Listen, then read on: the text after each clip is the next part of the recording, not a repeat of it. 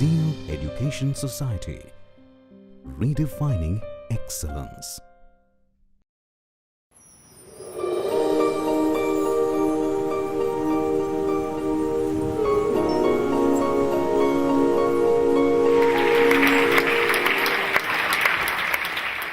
Everyone must have a will to win, dreams to come true.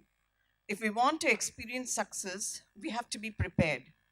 We all have the ability to create what we want in life, but do we have the power to act on the ability we possess? When we are confident and can act on our ability, then the magic starts. Opportunities come in. We all have an invisible energy which guides us when we take the bold step. It definitely happens. We realize that all forces around us will turn supportive. So get started, and all your dreams will come true. It becomes real. So now I'm going to talk about myself. First of all, I believe in giving respect to our own self. Unless then, others are not going to respect us. So I take you all, maybe rewind 30, 35 years back. I was in my teens. I was the firstborn in my family, the apple of the eye of my parents, pampered, and I belong to a very conservative family. But I was very much pampered, and I had a very lovely life. I had a sister and a brother.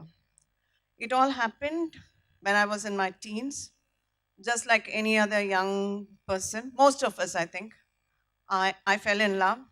Sorry, I'm not here debating whether we can fall in love and get married, but I fell in love and got married, and my marriage was a disaster. I had committed a mistake which I was not able to alter it, and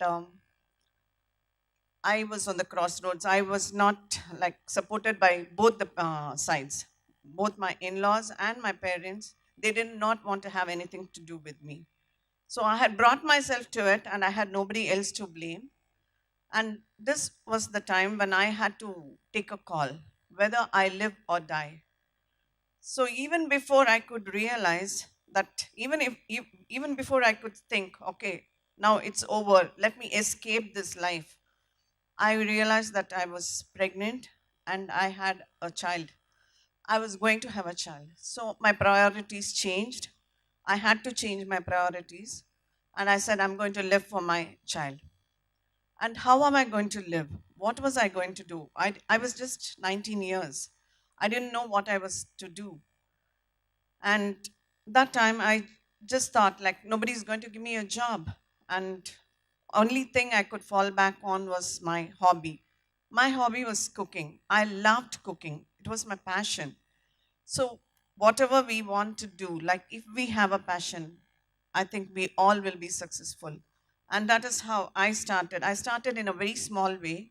I started doing some jams, squashes, and pickles. And of course, it did get sold. Luck also was on my side. It got sold, but I did not have a commercial kitchen. Mine was a household kitchen, and I was not able to make that much produce. So, what next? I was trying to think of that. And that was a time when my father's friend, he offered me a small kiosk. These kiosks, 30 years back, were not selling anything else. They were only selling some cigarettes or coffee and tea. But then I chose a place that I don't know how many of you know Chennai. The beach there is called Marina. And in the evenings, it's infested with people. So I chose that place and I thought I can have that kiosk there. I did not know that we have to go in for prior permissions from the government and all that. I just thought I can go and place my kiosk there and start off my business. But then when I went there, people said you have to go to the secretariat and get the permission. So, secretariat, I did not know, I was so naive, I did not know what it was. So, I just went to secretariat carrying my child with me. He was just about 1.5 years old then. I took him, and when I went there, and I found that the secretariat or the PWD department is on the 10th floor. I was so scared, I did not take the lift. I walked all the 10 stairs up, And only thing in my mind is I have to do this. I have to get this done.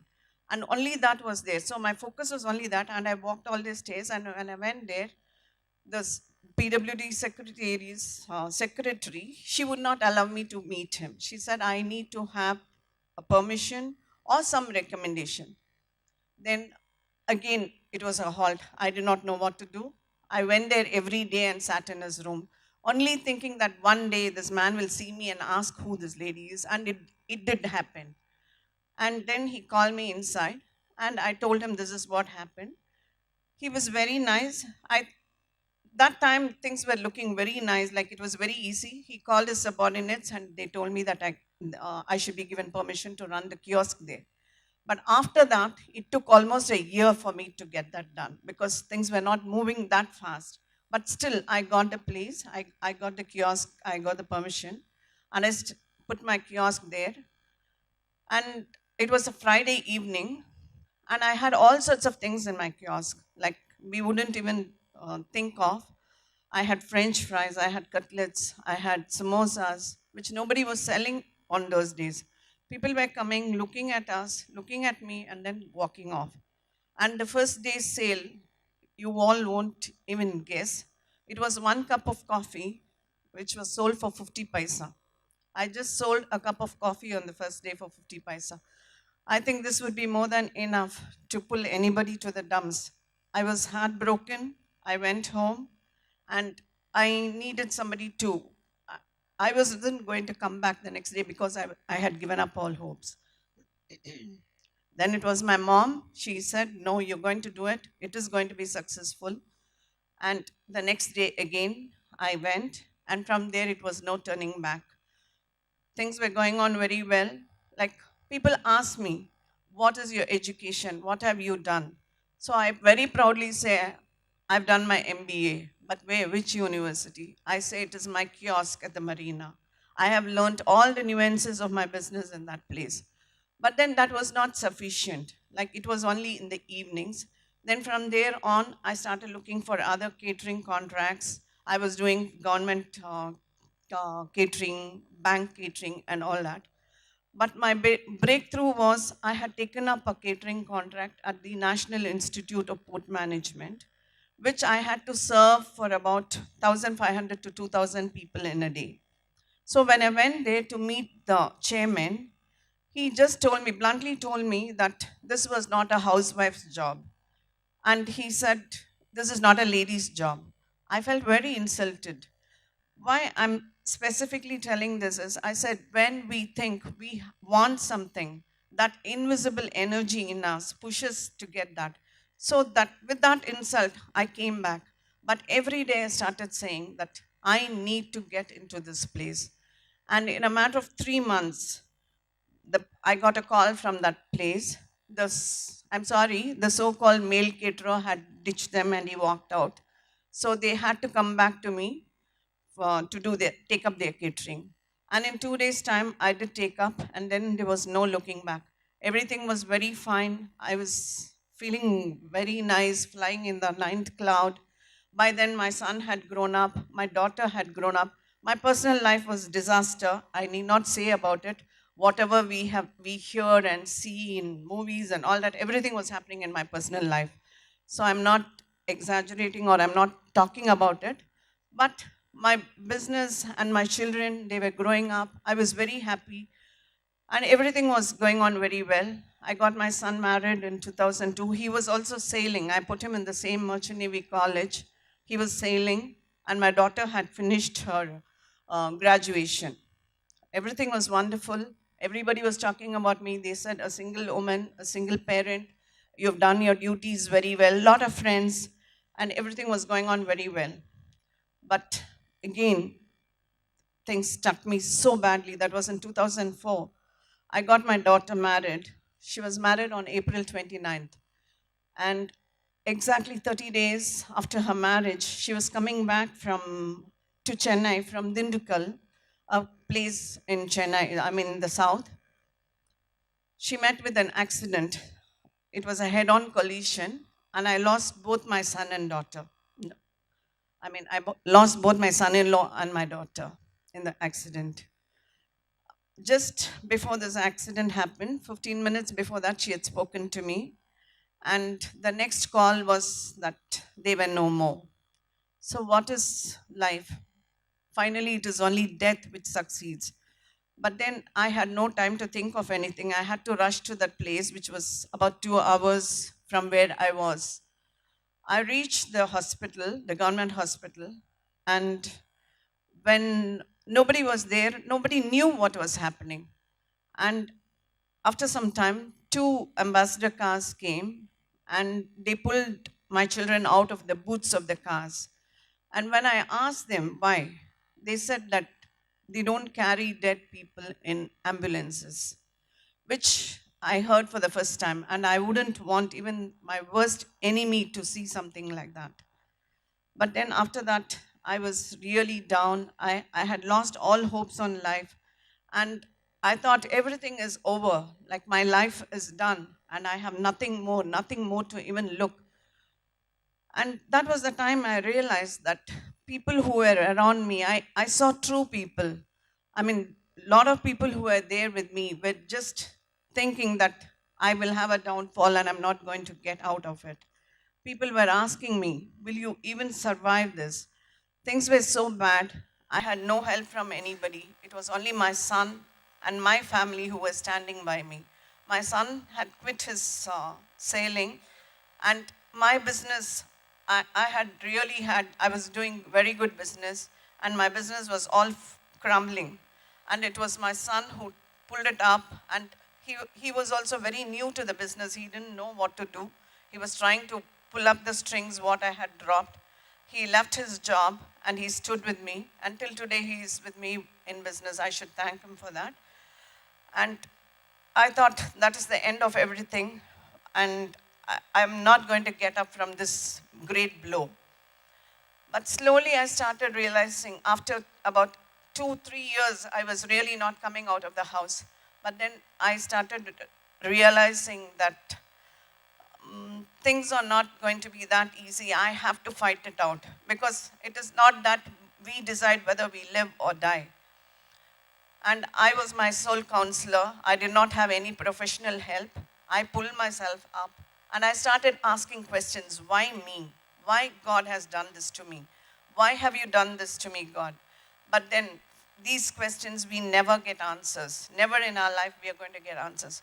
But one thing is, I started understanding that when things were good, none of us question God. We don't ask God, why have you given me so many good things in life? Why are we getting so much of blessings? But when things go bad, immediately we start questioning, why me? Why this is happening to me? So I stopped all that and I said, now I have something to do. And that was the time when FICCI honored me with the Women Entrepreneur Award. So that gave me a lot of realization. I said, okay, I realized that I have achieved something. There are things which I have done and people are recognizing it. So I said, okay, now I have to pull myself up and I have to do something. And that is the time we started building up our business.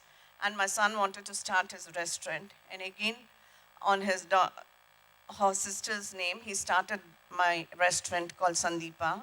And we are running it successfully now. So this is how we started our restaurant. I do a lot of corporate catering as well. But then that ambulance thing, what happened is I wanted to have an ambulance in that place where my daughter passed away. So I have an ambulance running in that place from 2004 till now.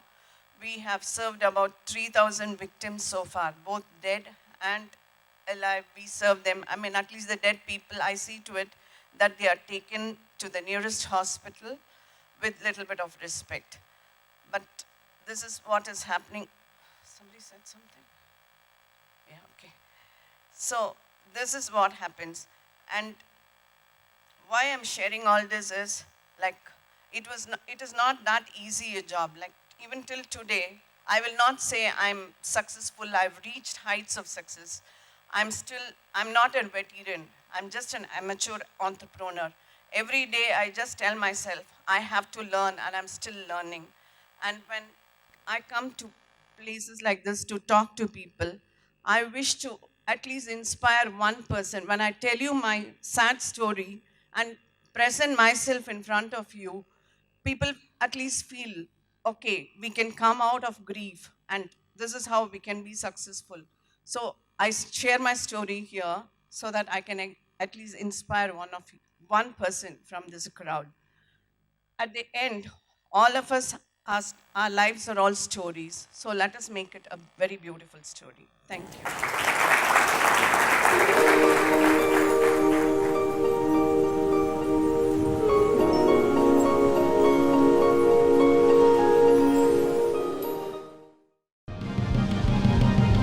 Zeal Education Society, redefining excellence.